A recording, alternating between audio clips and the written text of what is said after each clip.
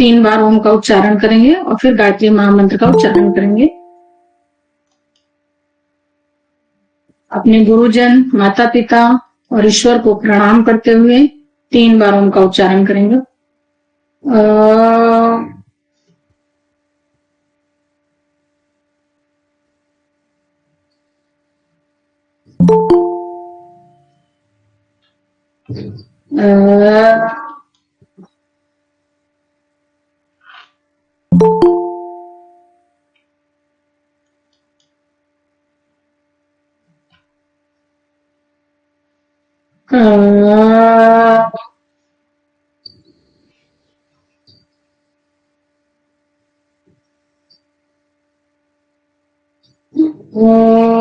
भूर्भुवः स्वाहा तत्सवितुर्वरेण्यं भर्गो देवस्य धीमहि धियो यो नः प्रचोदयात्।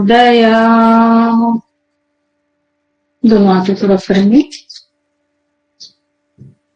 इसको रखेंगे। ऑडियो और वीडियो क्लियर है हमारी? हाँ मैडम, यस मैम। ठीक है, तो अभी तक आप लोगों ने देखा कितने सारे हमारे योग के क्षेत्र में कैसे कैसे, मतलब किन किन के माध्यम से हम योग को करते हैं, सीखते हैं, जानते हैं, समझते हैं। तो इसी तरीके से एक और हमारा देखेंगे ज्ञान योग। आध्यात्मिक क्षेत्र में साधक का जो मार्ग होता है, अर्थात जिस प्रकार के साधनों का वह प्रयोग करता है, उन्हीं के अनुरूप उनकी साधना का नाम होता है। यानी कहने का मतलब है कि साधक जिसके माध्यम से, ठीक है, ज्ञान अर्जन करता है या ईश्वर में ध्यान लगाता है, उसी को वही माध्यम हो जाता है। जैसे कि अभी पीछे आप लोगों ने देखा था, मंत्र योग के द्वारा, ठीक है, और हठ योग के द्वारा, अष्टांग योग के द्वारा, इस तरीके से तरह तरह जैसा जैसा, मतलब जो जो साधक अपना जिस भी तरीके से जो भी अंग अपना करके ज्ञान अर्जन करते हैं, उसी को कहते हैं हम लोग ज्ञान योग, या योग को माध्यम बनाते हैं। इन्हीं के माध्यम से हम ज्ञान और योग दोनों को सीखते हैं, तो वही नाम पड़ जाते हैं।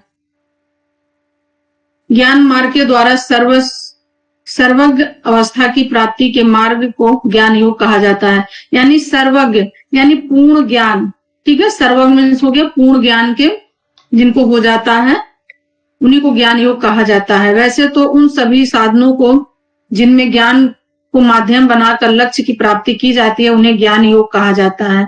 ठीक है, आप किसी के भी माध्यम से अपना जो है ज्ञान बढ़ा सकते हैं, किसी भी माध्यम से। वो अष्टांग योग हो गया, हठ योग हो गया, ध्यान योग हो गया, तंत्र योग हो गया, बहुत सारे इस तरीके से हैं। तो आप अपना उसी में 100% दे करके अपने ज्ञान का अर्जन कर सकते हैं। बहुत सारी बुक्स पढ़ करके, बहुत सारी लाइब्रेरी में जाएंगे तो वहां बहुत सारी बुक्स आपको मिलेंगी, या बहुत सारी गैदरिंग के बीच में भी आप बहुत सारी चीजें सीख सकते हैं। तो यही कहते हैं ना कि अच्छी चीजों को रखिए, वैसी चीजों को जो आपके काम की नहीं है उनको जाने दीजिए। तो ज्ञान का अर्जन करने का बहुत सारा माध्यम बताया गया है। गीता में सांख्य योग को भी ज्ञान योग कहा गया है। गीता में, और जब श्रीमद् भगवत गीता पढ़ते हैं तो वहां भी सांख्य योग है जो कि ज्ञान से भरा हुआ है। जब सांख्य योग अगर आप लोग पढ़ते हैं फिलॉसफी, तो आप लोगों को योग के बारे में और भी डिटेल में वहां पर जानकारी मिलती है। परंतु मुख्यतः वेदांत की साधना को ही ज्ञान योग कहा जाता है। आई थिंक कि कल इसको हम लोग पढ़ चुके थे सर, ज्ञान योग। आज इसके आगे से थोड़ा देखेंगे, इसको पढ़ चुके थे। पेज नंबर 24 देखेंगे सर, 24 को निकालेंगे।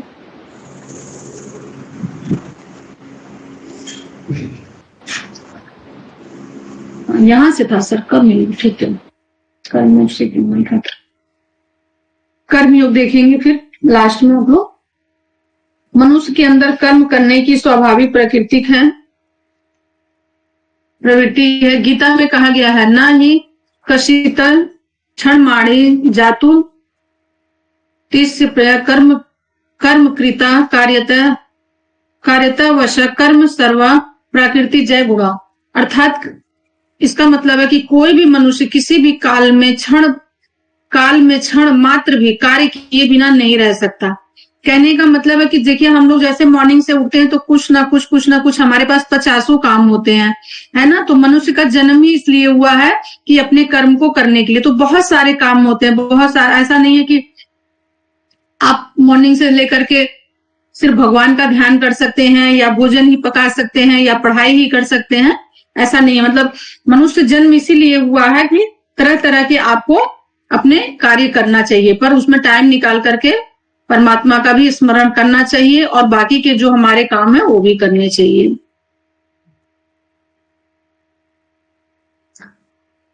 क्योंकि समस्त मनुष्य समुदाय प्रकृति जनित गुणों के द्वारा कर्म करने के लिए बाध्य किया जाता है। ठीक है, समस्त संसार जो है काम करने के लिए, जो हमारे गुण ही हैं, ठीक है, मनुष्य के ये गुण ही होते हैं कि बिना काम किए वो नहीं रह सकता। ठीक है, तो कुछ ना कुछ तो काम सभी के पास रहते ही है और करता रहता है। वो काम किसी भी नैमित्तिक भी हो सकते हैं, नैतिक भी हो सकते हैं, निमित्तिक भी हो सकते हैं, ठीक है, प्रायश्चित कार्य हो सकते हैं। इस तरीके से बहुत सारे कार्य मतलब जो है, तो अपने अपने हिसाब से सभी लोग कार्य करते रहते हैं। बहुत लोग, हम लोगों का काम अभी इस समय का स्टडी करना, तो वो भी कर रहे हैं। प्रकृति के गुणों के द्वारा ही कर्म, यानी प्रकृति में जितने सारे गुण हमारे हैं, ठीक है, कितने गुण हैं प्रकृति के, बताया था ना। प्रकृति के 3 गुण है, सत्तम और रज। ठीक है, तो उसी के अनुसार जो है कर्म करते रहते हैं। कर्म ही मनुष्य के बंधन का कारण होते हैं। इससे प्रतीत होता है कि जब कर्म के गुणों से बधित होकर कर्म में रत रहते हैं तो कर्म ही मनुष्य के बंधन का कारण बन जाता है।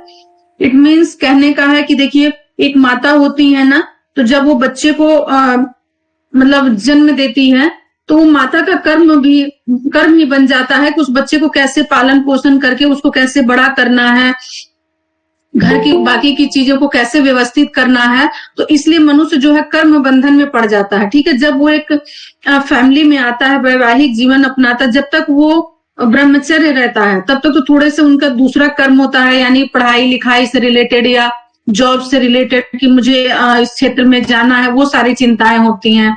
बट वही मनुष्य जब मतलब इसमें सांसारिक चीजों में बंध जाता है, वैवाहिक जीवन में बंध जाता है, तो उनके कर्म जो है चेंज हो जाते हैं। तो फिर उसके अकॉर्डिंग वो अपना काम करने लगते हैं।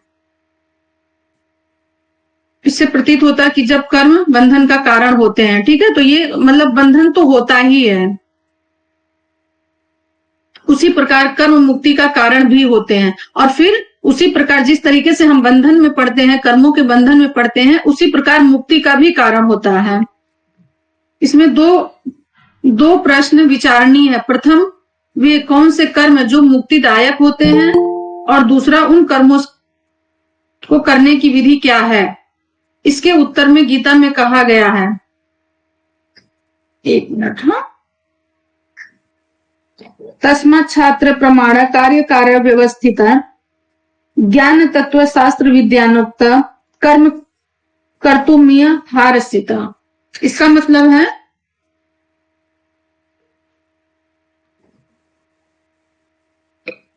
कौन सा कार्य करने चाहिए और कौन से कर्म नहीं करने चाहिए, इसका निर्णय करने के लिए तुम्हारे पास शास्त्र प्रमाण है। इस विषय में शास्त्र की राय जानकर उन्हीं के अनुसार कर्म करने चाहिए। इसी प्रकार गीता में भी कहा गया है। तो देखेंगे 26 नंबर का पेज काफी लंबा है, तो आपको किस प्रकार का कर्म, देखिए गीता में बताया गया है और भी कई शास्त्रों में बताया गया है कि हमारा कर्म किस प्रकार का होना चाहिए, जिसके माध्यम से हम अपने जीवन की जो अच्छाइयां और बुराइयां सारी चीजें कर सके। यानी जो हमसे बुरे कर्म हो गए हैं तो उनकी मुक्ति के लिए, ठीक है, उनकी प्रायश्चित के लिए कैसे कर्म होने चाहिए, तो ये सारे आप लोग पढ़ लेंगे। 26 नंबर का पेज मैं नहीं पढ़ाऊंगी क्योंकि इसमें बहुत लंबा है और सिर्फ ये कर्म फल पर आधारित है, बना हुआ है, तो इसको सारा आप लोग खुद ही पढ़ेंगे। जहां किसको कुछ भी समझ में नहीं आता है तो वो हमसे पूछेंगे। फिर 27 नंबर पेज पर सन्यासी योगी से देखेंगे। 27 नंबर पेज पर बस सन्यासी योगी को केवल एकाग्र चित्त ही, ठीक है, बाकी के सभी लोग खुद पढ़ लेंगे और जहां नहीं समझ में आएगा तो वहां पूछेंगे, क्योंकि जैसे उसको आप पढ़ेंगे तो आपको खुद ही पता लग जाएगा कि हमारे कर्म क्या है, हमें किस प्रकार का कर्म करना चाहिए, तो उसको ज्यादा एक्सप्लेन नहीं करेंगे। संन्यास, देखिए फिर उसके बाद से मतलब बताया जा रहा है, संन्यास योगी को केवल एकाग्र चित्र उन्हीं योगोपयोगी तत्वों को सोते जागते, चलते फिरते, उठते बैठते प्रत्येक क्षण मन में चिंतन करना चाहिए और वैराग्य भाव को दृढ़ करें, क्योंकि संन्यास योग कोई शारीरिक क्रिया नहीं है। कहने का मतलब जो हम परमात्मा को ध्यान में करते हैं तो ये कोई शारीरिक क्रिया नहीं है, ठीक है। यानी जैसे हम घर के बाकी के काम करते हैं, योग करते हैं, प्राणायाम करते हैं, ध्यान करते हैं, ये शारीरिक क्रिया में नहीं आएगा, ये शारीरिक क्रिया में आएगा। लेकिन अगर हम वही मन ही मन परमात्मा को चलते फिरते, उठते बैठते, सोते जागते उनका स्मरण करते हैं, उनका मनन करते हैं, ध्यान करते हैं, तो ये हमारी मानसिक क्रिया में आती है। तो इसमें ज्यादा कोई मतलब बल लगाने की जरूरत नहीं है, ज्यादा कोई जोर लगाने की जरूरत नहीं है। बस ये है कि आप अपने बाकी के जो अंसेस्ट्री वर्क हैं आपके, उनका वैराग्य करना है, ठीक है। उन कर्मों को वैराग्य करना है जिनसे ये हमें अब प्रतीत होने लगा कि इतने सारे लोड ले करके हम चल रहे हैं और हमारा कुछ भला नहीं होने वाला, उससे हमें दिन प्रतिदिन दुखी मिल रहे हैं, ठीक है। तो ज्यादा फालतू के बंधनों को हटा करके फिर भगवान में बिल्कुल अपने चिंतन मनन में लग जाना चाहिए। तो उन कर्मों का आप वैराग्य करें जो आपके लिए नहीं है, उचित नहीं है। और फिर मन ही मन मतलब उनका अभ्यास ऐसा करें कि परमात्मा हर वक्त आप उनको याद करते रहें और ऐसा लगे कि वो हमारे साथ में है, क्योंकि संन्यास योग का शारीरिक क्रिया नहीं है, ठीक है। ये शारीरिक क्रिया नहीं है, यह विशुद्ध चित्त का एक धर्म है जिसका अभ्यास केवल चित्त द्वारा ही संभव है, ठीक है। ये एक देखिए विशुद्ध जो है पूर्ण रूप से विशुद्ध चित्त का एक धर्म है। जब हमारे चित्त में बहुत सारे संस्कार पड़े होंगे, ठीक है। चित्त मतलब हो गया ना जो पुराने संस्कार, बहुत पहले के संस्कार, सभी लोग बहुत ध्यान से सुनेंगे। जब इसको सुनेंगे तभी आपको समझ में आएगा, ठीक है। जब एक एक वर्ड को आप सुनेंगे तभी आप समझ पाएंगे, अदरवाइज ऐसे लगेगा कि एक स्टोरी फॉर्म में हमने पढ़ लिया, आपने सुन लिया, बस अब काम खत्म हो गया। तो इसको ध्यान से सुनेंगे, यानी जो हमारे प्रारब्ध के संस्कार जो होते हैं वो हमारे चित्त में पड़े होते हैं, ठीक है। कुछ प्रारब्ध के, कुछ पुराने, इस तरीके से अब जिस एज में हम हैं तो इसको हम बैक लेकर के जाते हैं, तो देखेंगे अपने स्कूल लाइफ से लेकर के और कॉलेज लाइफ तक में या मैरिज लाइफ तक क्या क्या हमारे संस्कार पड़े होते हैं हमारे चित्त में, ठीक है। तो उनको पूर्ण रूप से हमें खत्म करना है, क्योंकि अब उनसे कोई लेना देना नहीं है। बस इतना लेना देना है कि हाँ, हमारा जीवन कैसे अच्छे से अपडेट होता रहे और चलता रहे, और इस तरीके से शुद्ध मन से, ठीक है। मन में किसी के प्रति राग द्वेष ऐसा कुछ भी नहीं रखेंगे और शुद्ध मन से बस स्मरण करेंगे किसका, परमात्मा का। तो ये एक मानसिक क्रिया हो गया, किंतु पूर्ण रूप से उसी पर आश्रित नहीं रह सकते हैं। चित्त को तो भगवान का अंकुश ही रोक सकता है, ठीक है। चित्त को भगवान का अंकुश, यानी जो चित्त में हमारे संस्कार पड़े हैं, विचार आते हैं, बुरे विचार आते हैं, मैल जमा हुआ है, तो वो सिर्फ भगवान के स्मरण से ही उसको हम दूर कर सकते हैं, अदरवाइज इसका कोई रास्ता नहीं है। आप ना उसको सोप से धुल सकती हैं, ना क्रीम पाउडर से धुल सकते हैं, ना किसी चीज से धुल सकते हैं।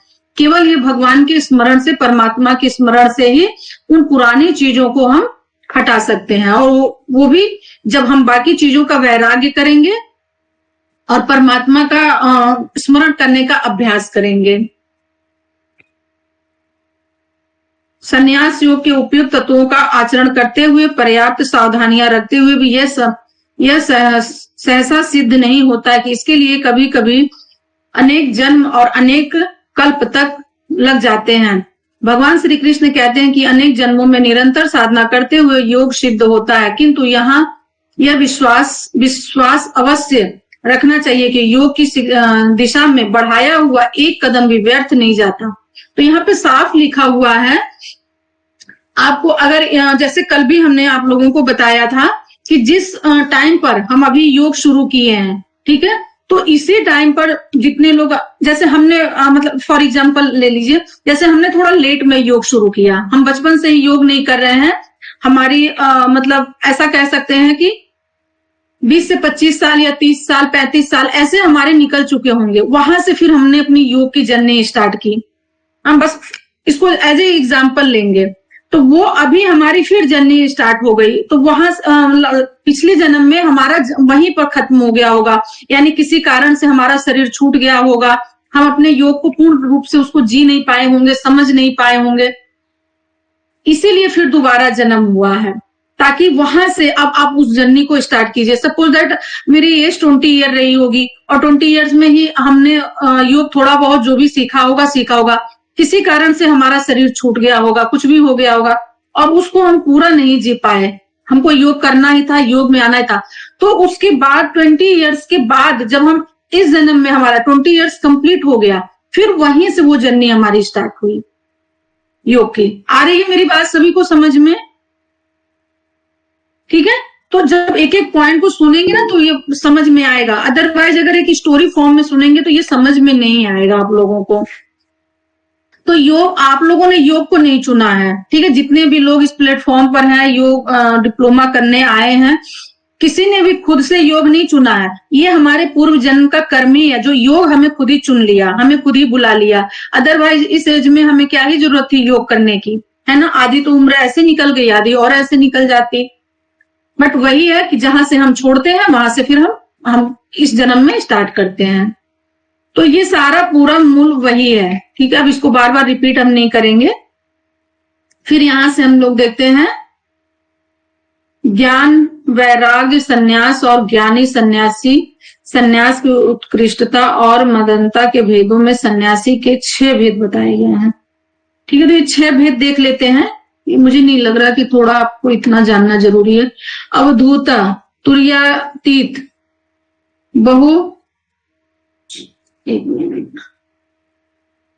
बहुडक, कुटी चक्र, हंस, परमहंस, ठीक है।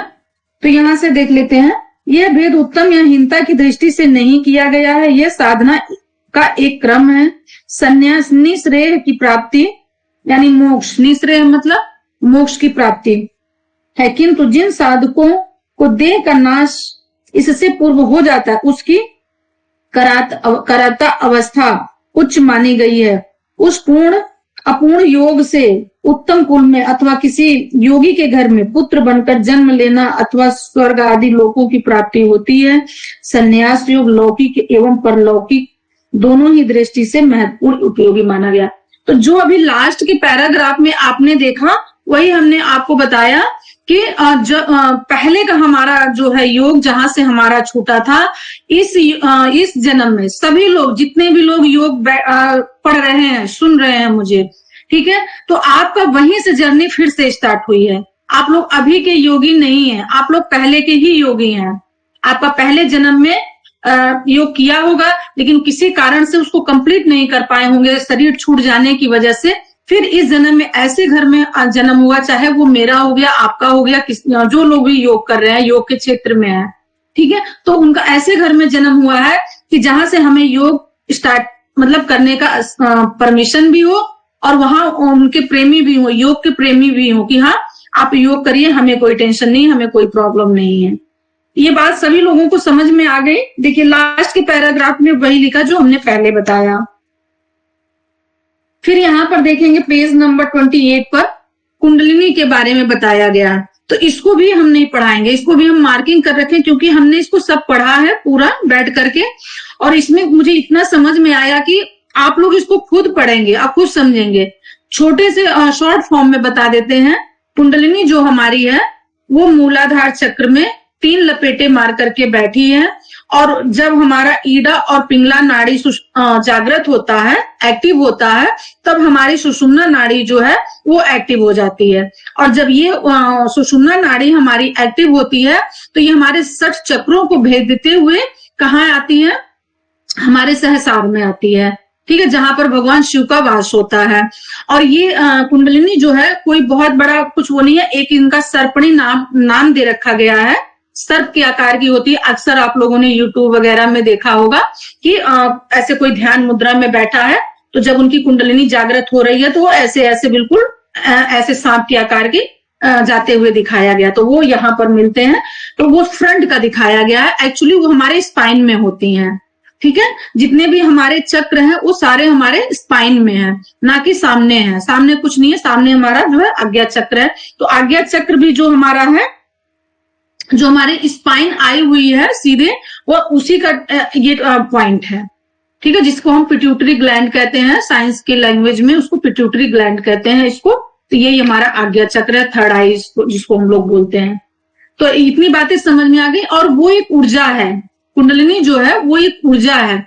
वो ऊर्जा हमारी जागृत होती है तो हम सांसारिक चीजों से बिल्कुल डिटैच हो जाते हैं और आध्यात्मिक चीजों से बिल्कुल अटैच हो जाते हैं। क्यों? क्योंकि उनको शक्ति का रूप दिया गया है। ऊर्जा हमारी जो है उसको शक्ति का रूप भी दिया गया है, नाम भी बताया गया है। और वही कहा गया कि शिव शक्ति का मिलन से ही हमारा जीवन अध्यात्म की तरफ बढ़ता है और जहां पर हमें मोक्ष, मुक्ति और कैवल्य की प्राप्ति होती है। इतना कुंडलिनी के बारे में जो इम्पोर्टेंस है वो मैंने बताया। इसके अलावा इस पेज को आप लोग पढ़ लेंगे और जहां ऐसा लगता है कि हाँ इसमें कुछ कोई शब्द, कोई वर्ड ऐसा है या कोई सेंटेंस ऐसा कि नहीं समझ में आ रहा, उसकी मीनिंग नहीं समझ में आ रही है, तो आप हमसे फिर पूछ लेंगे। मैम, कुंडलिनी शक्ति जागृत होती है, उसके क्या लाभ होंगे? बताया ना कि व्यक्ति फिर अध्यात्म की तरफ बढ़ता है। आप लोग जगाने की कोशिश नहीं करेंगे। ऐसा ना हो कि यूट्यूब देख करके बस आप लोग कुंडलिनी अपनी जगाना शुरू करो, ऐसे काम नहीं करेंगे। ये योगियों का काम होता है, हम लोग का काम है नॉर्मल योग करना, ध्यान करना, प्राणायाम करना। जैसे हम अधम कोटि के हैं ना, बिल्कुल जिसको निम्न कोटि का साधक कल बताए थे, तो आप अष्टांग योग का ही बस आप पालन कीजिए। ठीक है, बाकी कुंडलिनी योग उस सबका नहीं जागृत होता है, उच्च कोटि के साधक का जागृत होता है और उसके लिए हम किसी ऐसे अपने गुरु के उसमें सान्निध्य में करते हैं। तो बस इसका इतना सा मतलब है। तो इसको सभी लोग पढ़ लेंगे। जो जो पेज हमने बोला है 26 और 28 नंबर का पेज पढ़ेंगे। जहां नहीं समझ में आएगा फिर वहां भी हम बताएंगे। और नेक्स्ट ये भी है 29 नंबर का भी पेज। कुछ ऐसा बताने लायक नहीं है कि जो आपको समझ में नहीं आए। ये सारी चीजें हम पढ़ा चुके हैं, फिर भी आप लोग एक बार रिवीजन कर लेंगे। हमने कर लिया तो मुझे ऐसा लगा कि नहीं, यहाँ आपको बड़ा पढ़ाने की, बताने की कुछ भी जरूरत नहीं है। ये सिर्फ देखिए 30 नंबर पेज पे भी लिखा है सिद्धासन में बैठकर, ये भी हमने पीछे एक्सप्लेन कर दिया है। ठीक है, कि हम कुंडलिनी को कैसे जागृत कर सकते हैं, तो सिद्धासन में बैठ करके एड़ियों को लेकर के बताया था। अब नेक्स्ट हम लोग देखेंगे पेज नंबर 31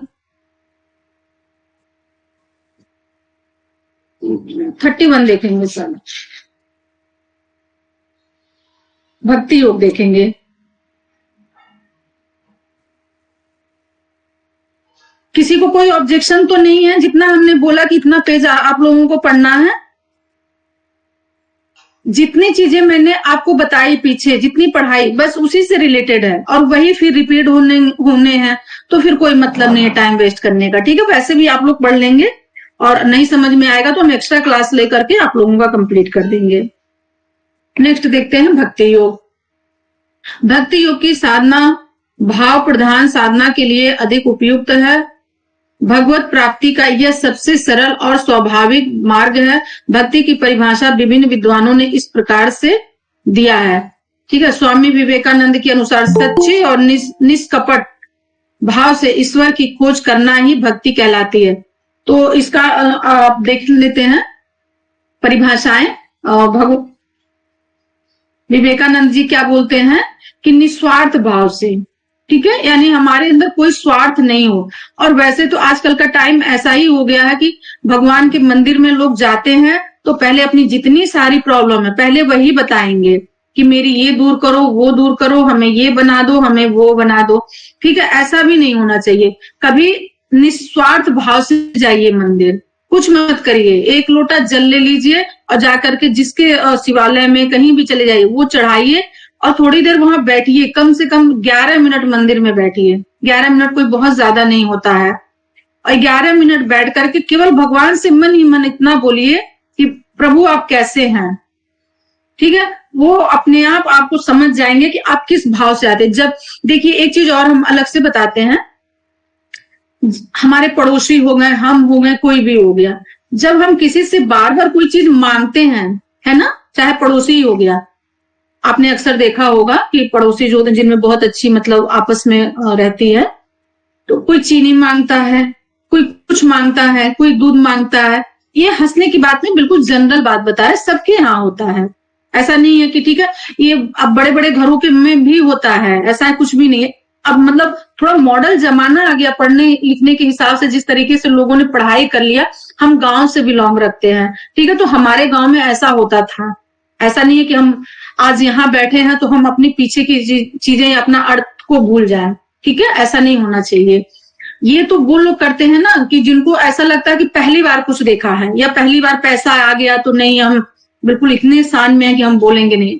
पर गांव में अक्सर ऐसा होता था, क्योंकि मैं गांव से बिलोंग रखती हूँ तो मुझे पता है। अक्सर कुछ ना कुछ लोग मांगने आते थे, चाहे हम ही लोग मांग लेते थे, ठीक है, हम ही लोग मांग लेते थे। तो हमेशा यही कहा गया कि मांगने वालों को मतलब एक बार ठीक है, 2 बार ठीक है, 3 बार ठीक है, लेकिन व्यक्ति अगर हमेशा मांगने ही आएगा तो उसको किस नजर से देखा जाएगा? बार बार यही बोला जाएगा, अरे ये तो बार बार, चलो आप दरवाजा बंद कर लो। दूर से भी देखेगा, उसका मांगने का भी नहीं होगा, वैसे भी देख लेगा, वो कहीं मांग ना ले, इसके उसमें दरवाजा बंद कर देगा। जनरली होता है ना। तो इसलिए मैं बोल रही हूँ कि जब प्रभु के मंदिर में आप जाते हैं या जब घर में पूजा पाठ करते हैं, सब कुछ भी करते हैं, तो पहले अपनी चीजें, अपनी प्रॉब्लम उनको मत बताइए, ठीक है। आप बस उनको स्मरण करिए, प्रभु आपको खुद ही समझ जाएंगे कि आपको क्या चाहिए, है ना। और ऐसे अगर हर कोई सब कुछ मांगने लगता मंदिरों में जाके, तो सबको सब कुछ मिलने लगता, फिर कोई दुखी क्यों नहीं होता? नहीं होता ना। तो इसलिए ऐसा हम बोल रहे हैं कि जब हम भगवान के मंदिर में जाते हैं, उनकी भक्ति करते हैं, तो हमेशा मांगने के लिए भक्ति नहीं कीजिए। कभी कभी उनका हालचाल पूछने के लिए भक्ति कीजिए, कभी उनसे बैठ के 2 मिनट बातें करिए, अपनी बातें बताइए, उनसे पूछिए, केवल मन ही मन। तो प्रभु देखिए क्या चमत्कार दिखाते हैं, वो तो वही जानेंगे। पर हम लोग योग के विद्यार्थी हैं, तो हम लोग को तो ऐसे ही भाव रखना चाहिए, बिल्कुल। तो स्वामी विवेकानंद यही कहते हैं कि सच्चे और निष्कपट भाव से ईश्वर की खोज करना ही भक्ति है। यानी ईश्वर को हमें खुद ही ढूंढना चाहिए। तो ईश्वर को कहीं ढूंढने जाने की जरूरत नहीं है। बस मन का कपट जो है ना, अंदर का छल कपट, उसको दूर कर दीजिए, ईश्वर के दर्शन खुद ही हो जाएंगे। आप फिर वो जो वाणी बोलेंगे या जैसा बोलेंगे, आपका वाक सिद्धि शुरू हो जाएगा। तो ऐसा भी होता है, हमने देखा है, हमने किया है, और बहुत सारे लोगों का साक्षात मतलब अच्छे अच्छे गुरु लोगों का हमने दर्शन किया है, तो हुआ भी है वो सारी चीजें। फिर नेक्स्ट देखते हैं, परम भक्त नारद मुनि भक्ति योग की परिभाषा देते हुए कहते हैं कि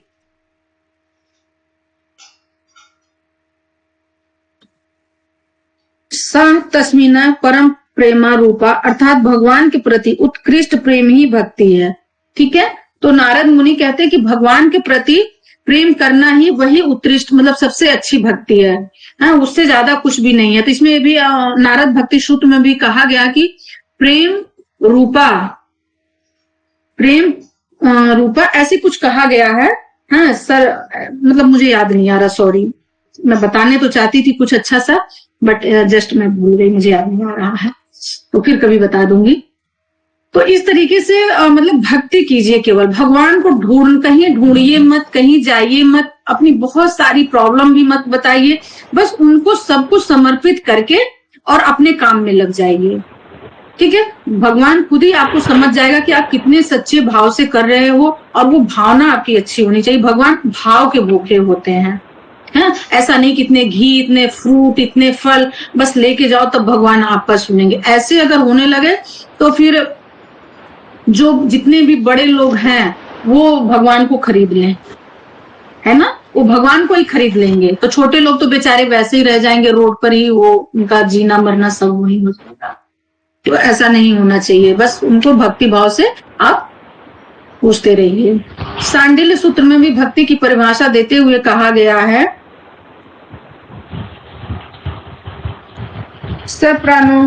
प्रानुरक्ति ईश्वरे, अर्थात ईश्वर के प्रति परम अनुरक्ति रखना ही भक्ति है। ईश्वर के प्रति परम यानी मतलब श्रद्धा भाव से रखना ही भक्ति है, अनुरक्ति रखना। बस जो अभी तक हम पीछे बातें आपको बताते आए हैं कि कितना उनको समर्पित करके और उनका मंत्र जाप करके और उनके सानिध्य में बैठ करके आप कुछ भी प्राप्त कर सकते हैं। और अगर इतना झुआ भरा फ्रूट लेकर के जाते हैं, धूप बत्ती अगरबत्ती लेके जाते हैं कि भगवान बस मेरा ही सुन ले और किसी का ना सुने, तो आप पूरे जीवन लेकर के जाते रहेंगे, भगवान कभी नहीं सुनने वाले हैं। बस सीधा सा इसका यही मतलब है। हाँ, भक्ति में एक सबसे अच्छी चीज आप जान सकते हैं, भक्त प्रहलाद। प्रहलाद का नाम सभी ने सुना है। उन्होंने भक्ति की थी, विष्णु जी की भक्ति की थी। हालांकि प्रहलाद जी जो थे एक राक्षस के घर में पैदा हुए थे, है ना। इसी में लिखा हुआ है, आप आगे पढ़ लेंगे, स्टोरी हम शॉर्ट में बता दे रहे हैं कि वो राक्षस के घर पैदा हुए थे और उनको मारने के लिए उनके पिताजी ने क्या क्या नहीं किया। हिरण्यकश्यप के बारे में सभी लोग जानते हैं, मतलब हर प्रयास कर लिया, लेकिन क्या हुआ, कुछ हुआ, वही खुद ही मारे गए। बस उन्होंने पूर्ण रूप से भगवान को समर्पित कर दिए थे। हर चीज में उन्हीं का नारायण नारायण नारायण, श्रीमन नारायण, या जो भी है कृष्ण वासुदेवाय नमः, कृष्ण वासुदेवाय, यही बस वो करते रहे। और इन्हीं से उनको देखिए कि उनके पिताजी भी मारे गए, पूरा उनका जितने सारे लोग थे, राक्षसी असुरी शक्तियां वो खत्म हो गई, और उनको प्रहलाद का नाम अमर हो गया। तो भक्त क्या किया था उन्होंने, आग में डलवा दिया था तब भी उनका नाम लिया, पानी में डलवा दिया तब भी उनका नाम में लिया। तो वही तो पूरे संसार के चलाने वाले तो वही है ना। तो फिर हम व्यक्ति कौन होते हैं, ये हमारा हमने ये किया, हमने वो किया, कुछ नहीं। जिसने योग पढ़ करके अगर इतनी सी भी बात नहीं समझ पाया तो उसका योग पढ़ना भी बेकार है। तो हमने कुछ नहीं किया, जो करवाया परमात्मा ने एक माध्यम बनाया, एक साधना बनाई, एक माध्यम से एक दूसरे को सारी बातें ये समझाने का माध्यम बना, और उसी को हमें फॉलो करना है। और आप लोगों के अंदर कहीं ना कहीं ऐसी प्रवृत्ति जरूर है कि जो ईश्वर से जुड़ी हुई है। अगर ईश्वर से जुड़ी नहीं होती तो आप योग के क्षेत्र में कभी नहीं आते। तो ये सारी चीज हैं। नेक्स्ट देखेंगे हम लोग, ईश्वर की भक्ति हम 9 प्रकार से कर सकते हैं।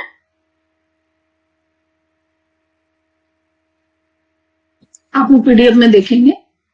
श्रवण, कीर्तन, स्मरण, अर्चना, वंदन, दास्य, पाद सेवन। जहां पे दास लिखा है आप लोगों के पास अगर पीडीएफ है तो जो 8 नंबर का लिखा है ना, वो बाय मिस्टेक प्रिंट ऊपर हो गया है, तो दास के बगल में 7 के आगे भी डैश लगा करके लिख सकते हैं। बाकी वहां अगर समझ में नहीं जिसको आएगा, बाकी लिखा तो है, प्रिंट हुआ है, ठीक है। सान और आत्मनिवेदन, इसको थोड़ा सा हम पढ़ा देते हैं आप लोगों को। सर इसकी पूरी पीडीएफ पढ़ा देते हैं, तो श्रवण से करेंगे।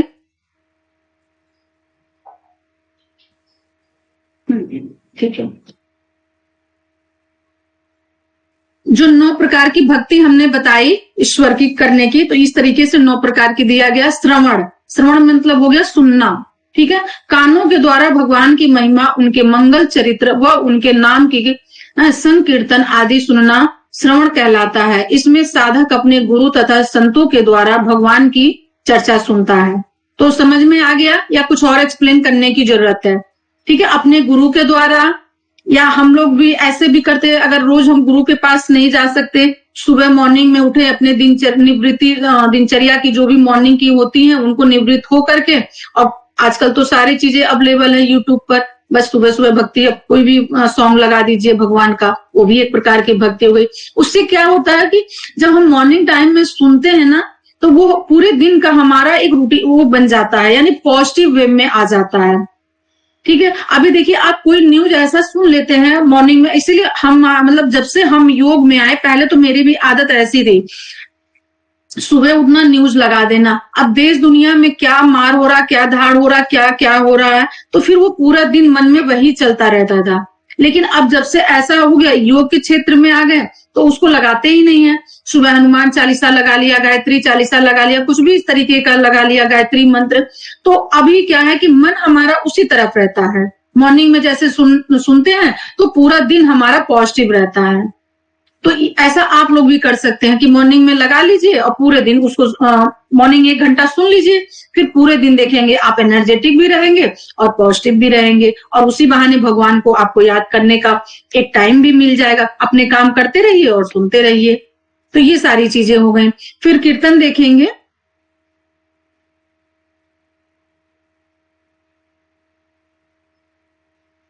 समझ में सभी को आ रहा है? एक बार हैंड रेस करेंगे, थोड़ा मैं समझ लूं कि आप लोगों को आ रहा है।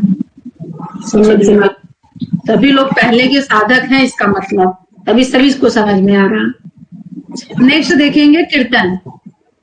सत्संग में भगवान के नाम गुण लीला का जो श्रवण किया है उसे अपने जीवन शैली में, जीवाशय में लाने के लिए भव नाम का जप तथा गुरु और लीला का वर्णन गान करना, भगवत शक्ति के भजन गीत गाना कीर्तन कहलाता है। तो बस यही बात हो गई। कीर्तन वही हो गया जैसे अभी नवरात्रि चल रहा था, तो आपने देखा होगा जगह जगह मंदिरों में लेडीज एक साथ इकट्ठे होकर के शाम को उनका थोड़ा सा माता रानी का भजन कीर्तन करते थे। हाँ, या उसी में कोई ऐसे हमारे गुरुजी आ गए जो थोड़ा जानकार हैं, नॉलेज वाले हैं, तो वो बैठ गए, तो वो माता रानी के बारे में या भगवान किसी के भी बारे में, जो भी भगवान जी हैं जितने भी हैं, तो वो अपनी चीजें बताने लगे। तो लेडीज देखिए जब मंदिर पहुंच जाती है ना तो 10 काम छोड़ करके वो सुनती हैं, क्योंकि घर का 10 काम छोड़ करके वो मंदिर जाती हैं। तो वही हमारा हो गया, वहां पर जो सत्संग हो गया, सॉन्ग हो गया मंदिर के अंदर में, तो वही कीर्तन हो गया, उसी के बारे में मतलब बताया गया है। स्मरण देख लेंगे। जो कुछ भगवान के संबंध में सुना और पढ़ा है उसका मन से बार बार चिंतन करना, स्मरण करना, इसके अंतर्गत भगवान के गुणों का निरंतर करते रहना होता है। तो जो कुछ भी जैसे मंदिर से आप लोग आ गए घर में और फिर उसके बाद से जो कुछ भी उनके बारे में सुना तो वही बार बार स्मरण करना, ध्यान करना, तो वही हमारा स्मरण हो गया। यानी भगवान को किस तरीके से हम स्मरण कर रहे हैं। पाद सेवन, भगवान के श्री चरणों की सेवा करना पाद सेवन कहलाता है। यह 2 प्रकार से किया जाता है। प्रथम भगवान के प्रतिमा के चरणों की सेवा करना, द्वितीय मन में भगवान के नाम रूपों का चिंतन करते हुए उनके श्री चरणों में समर्पण भाव से सेवा करना। इसमें भक्त पैरों को धोकर सजाकर मन में उनके प्रति श्रद्धा भाव रख करके साधना करता है। तो आपने देखा होगा लक्ष्मी जी को देखा होगा, हमेशा भगवान विष्णु के पैरों को दबाते रहते हैं, है ना, उनके चरण को स्पर्श करते रहते हैं।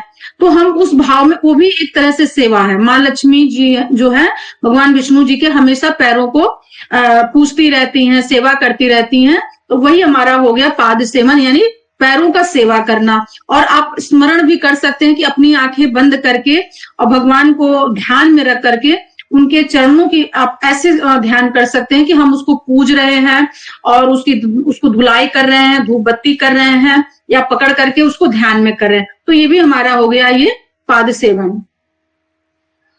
नेक्स्ट देखेंगे अर्चना। यह शक्ति पाद सेवन से पृथक है। इसमें शास्त्रों में वर्णित रीति से भगवान की पूजा व अर्चना की जाती है। इसमें भक्त बाह्य सामग्री द्वारा अथवा मन द्वारा कथित सामग्रियों में भगवान का श्रद्धा पूर्वक पूजन करता है। तो बस आप ऐसे ही समझ लीजिए कि ये सामग्री के द्वारा होता है। जब हम मंदिर में कहीं जाते हैं तो पूजा की जो सामग्री होती है उसको लेकर के जाते हैं, या वहां पुजारी होते हैं मंदिर में, तो उनके द्वारा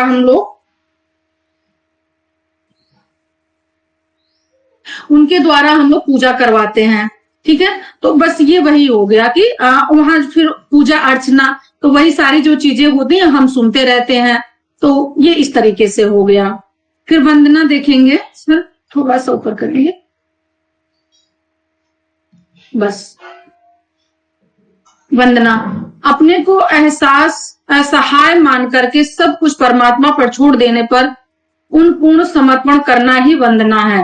भक्त उनको साकार मान करके साष्टांग प्रणाम आदि करता है और स्वयं को प्रभु की शरण में ले जाता है। तो बस यही है कि हम पूर्ण रूप से प्रभु को समर्पित हो गए और हर काम उनको मान करके चलना। जैसे मॉर्निंग हमने बताया था पहले भी कि जो काम मॉर्निंग उठ रहे हैं पूरा दिन उनको सौंप दीजिए कि परमात्मा मेरा दिन आपके नाम से शुरू हो रहा है। हाँ, और ऐसा हम कोई कार्य ना करें कि जो परमात्मा को पसंद ना हो।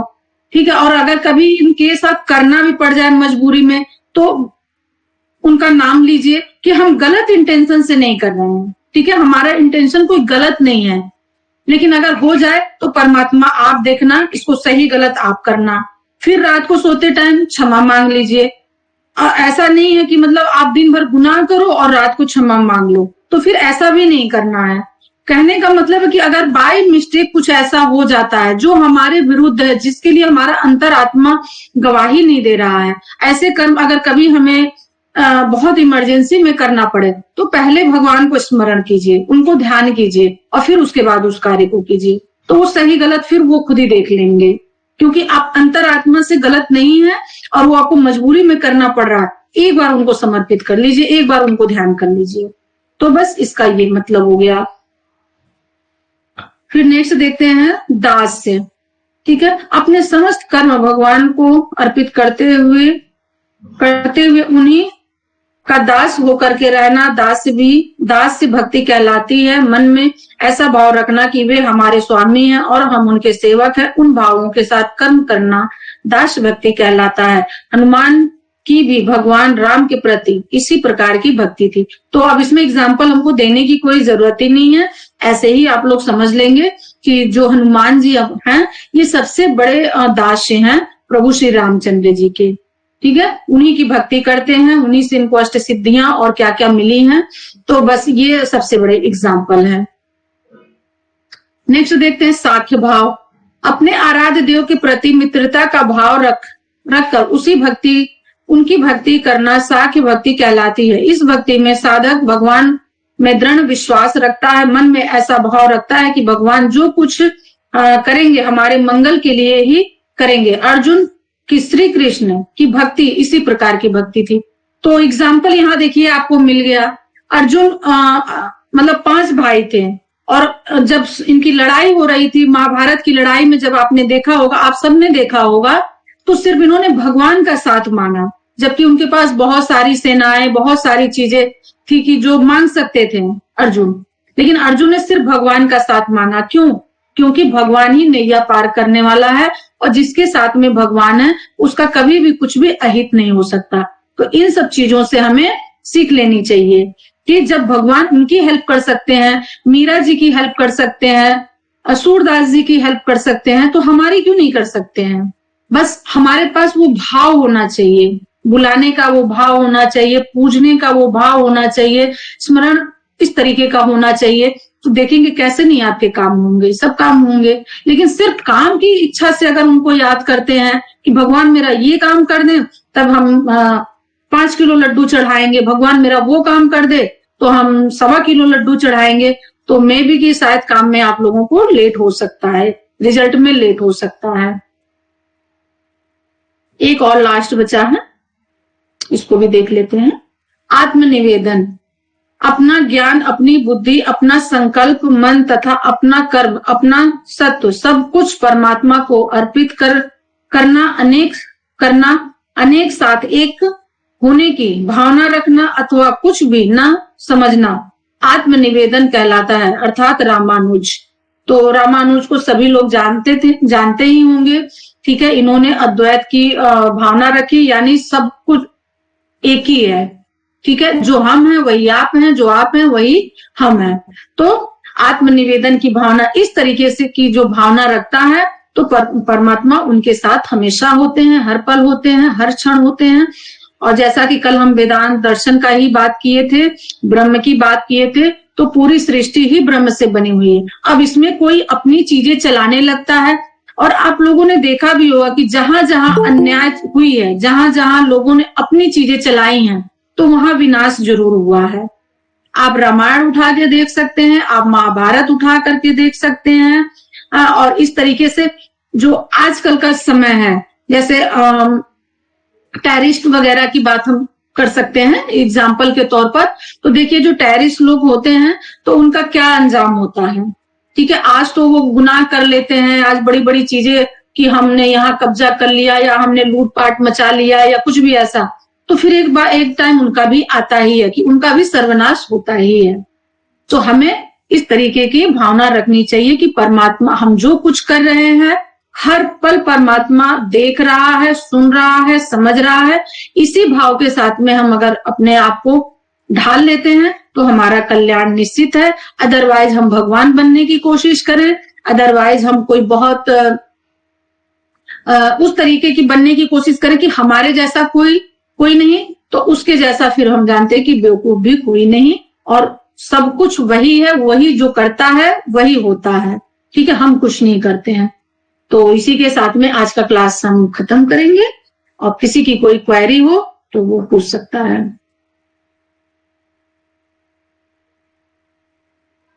अगर किसी की कोई क्वेरी नहीं होगी तो फिर हम पूछेंगे 2 मिनट आप लोगों से क्वेश्चन। जल्दी जल्दी फटाफट आप लोग बताएंगे।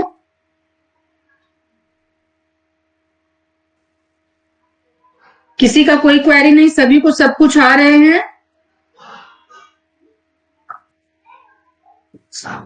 सभी को सारी चीजें आ रही हैं। तो अभी तक जितना हमने पता, चलिए ठीक है, आप लोगों को आ रहा तो हम ही थोड़ा सा पूछ लेते हैं। अभी तक कितने सारे हमने जो है योग के प्रकार पढ़े हैं? पीडीएफ कोई नहीं देखेगा, ऐसे ही बताएंगे कि हमने कितने प्रकार का योग पढ़ाया अभी तक आप लोगों को। एनीवन, कोई भी? किसी को याद नहीं, फिर इसलिए हमने क्वेश्चन किया। किसी को याद है कि अभी तक हमने कितने प्रकार के योग पढ़े? मंत्र योग, ज्ञान योग, हठ योग, अष्टांग योग मैम। अष्टांग योग। नहीं, ऐसे नहीं बताइए, ऐसे नहीं बताइए। कितना अभी तक पढ़ लिया? सीक्वेंस में बताइए कितना अभी तक कंप्लीट हो गया। हठ योग, मंत्र योग, अष्टांग योग, ज्ञान योग, भक्ति योग।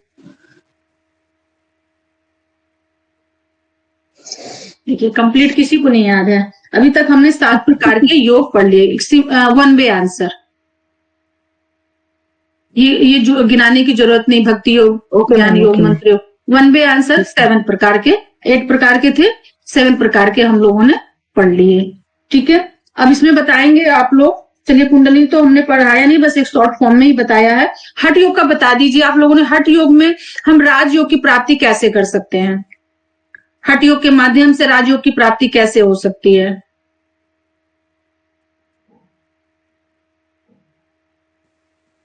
कर्म को पालन करते हुए। किसको पालन करते हुए? 60 कर्म को। 60 कर्मों को। वेरी गुड, ठीक है। और इसमें 60 कर्म किसको नहीं करना चाहिए? किसको करना चाहिए? 60 कर्म जो है हमने पढ़ाया था, मुझे अच्छे से याद है। इसमें जो हठ योग प्रदीपिका का बताया था स्वात्मा राम जी ने, तो उसमें हमने 2 तरह का बताया था कि किसको करना चाहिए 60 कर्म और किसको नहीं करना चाहिए। बहुत सिंपल सा है, बहुत मतलब छोटा सा आंसर है। 60 कर्म किसको करने चाहिए, किसको नहीं? गृहस्थ वालों को नहीं, वो तो आसन की बात थी ना, वो तो सिद्धा आसन की बात हमने बताई थी कि गृहस्थ वालों को नहीं, ज्यादातर फीमेल को नहीं करना चाहिए, क्योंकि फिर वो हमें आध्यात्मिक की तरफ ले जाता है। जो सिद्धासन का ज्यादा मतलब यूज करता है ना, तो फिर आध्यात्मिक की तरफ चले जाते हैं, तो फिर घर में प्रॉब्लम होना शुरू हो जाएगा। इसलिए फीमेल को थोड़ा मना किया गया।